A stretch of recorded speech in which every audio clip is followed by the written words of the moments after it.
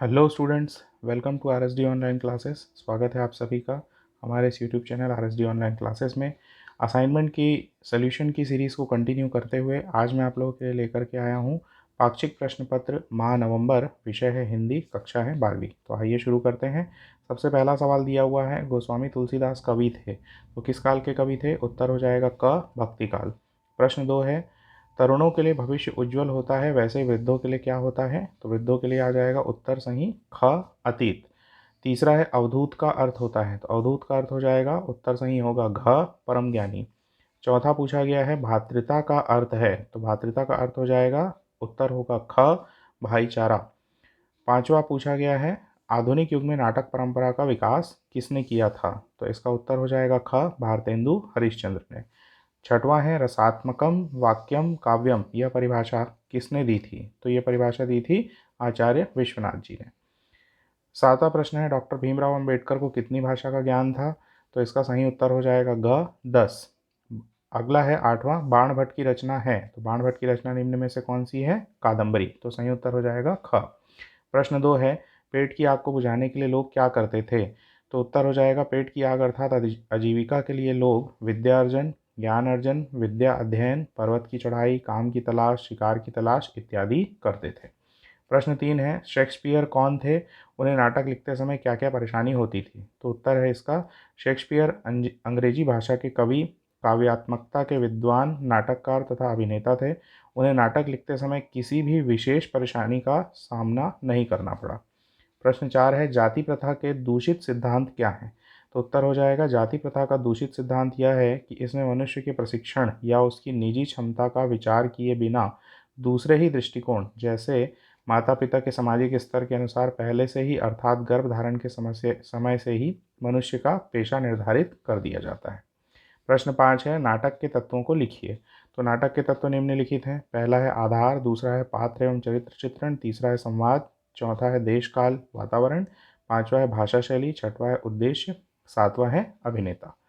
प्रश्न 6 है, आख्यायिका और कहानी में क्या अंतर है? तो उत्तर इसका हो जाएगा, आख्यायिका में वक्ता स्वयं आख्यान का हिस्सा होता है तथा आख्यायिका कल्पित कहानी होती है, जबकि कहानी में वक्ता स्वयं उपस्थित नहीं होता। कहानी वास्तविक घटनाओं पर भी आधारित होती है। प्रश्न 7 है, आदर्श निबंध की विशेषताएं लिखिए। तो आदर्श निबंध की क्या क्या विशेषताएं हैं? निबंध एक छोटी गद्य रचना को ही कहा जाता है। निबंध का उद्देश्य मन की उन्मुक्त उड़ान, रसास्वादन, सौंदर्य की खोज और आनंद बोध है। निबंध में लेखक के निजी दृष्टिकोण की प्रधानता होती है। निबंध के विषयों की कोई सीमा नहीं होती। साधारण गद्य की अपेक्षा निबंध अधिक सजीव और रोचक होता है। शैली का वैशिष्ट्य ही निबंध की प्रमुख विशेषता है। तो ये सारी विशेषताएं एक आदर्श निबंध की होती हैं। प्रश्न 8 है, किसी दैनिक समाचार पत्र के संपादक को पत्र लिखिए जिसमें जगह जगह आवारा घूमने वाले पशुओं की समस्या की ओर संबद्ध अधिकारियों और जनता का ध्यान खींचा गया हो। तो कैसे लिखेंगे आप? लेफ्ट साइड से आप शुरू करेंगे। सेवा में मुख्य संपादक नवभारत रायपुर। आप यहाँ पर किसी भी जो अखबार है उसका नाम दे सकते हैं। दिनांक आप अपने हिसाब से लिख सकते हैं। विषय इसका हो जाएगा जगह जगह आवारा घूमते पशु हेतु। महोदय, अब इसका कंटेंट किस प्रकार से है? मैं आपके लोकप्रिय समाचार पत्र के माध्यम से अपने विचार जनता और उच्च अधिकारियों तक पहुंचाना चाहती हूं, क्योंकि यहाँ पर जो लिखने वाली है वो मैंने लड़की को लिया है, इसलिए इस प्रकार से पहुंचाना चाहती हूं। आशा है आप इन्हें पाठक कॉलम में प्रकाशित कर कृतार्थ करेंगे। आजकल शहर में सर्वत्र आवारा पशुओं के झुंड घूमते दिखाई देते हैं। गायों, सांडों, सुअरों और कुत्तों का गलियों और सड़कों पर घूमना शहर में एक बड़ी समस्या बन गया है। इनमें से कुछ तो लावारिस होते हैं और कुछ के मालिक जानबूझकर उन्हें खुला छोड़ देते हैं। इन आवारा पशुओं के कारण अक्सर ट्रैफिक जाम हो जाता है। सब्जी मंडी, गली, बाजार, पार्क, यहाँ तक कि मुख्य बाजारों में भी ये घूमते हैं। इन पशुओं के कारण घटी दुर्घटनाओं की संख्या दिन प्रतिदिन बढ़ती जा रही है।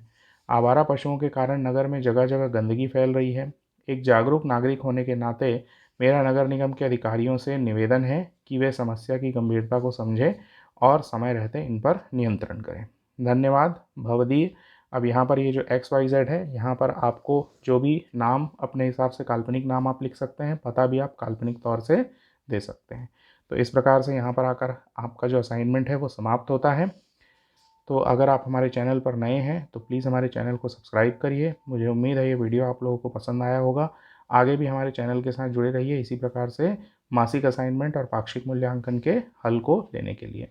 और हमारे वीडियोस को ज़्यादा से ज़्यादा लाइक करिए, शेयर करिए अपने फ्रेंड्स के ग्रुप में, व्हाट्सएप ग्रुप्स में, और जिन ग्रुप्स में भी आप इनको शेयर कर सकते हैं। तो हमारे चैनल के साथ जुड़े रहने के लिए बहुत बहुत धन्यवाद। आपका सब्सक्रिप्शन ही हमारा मोटिवेशन है। Thank you so much.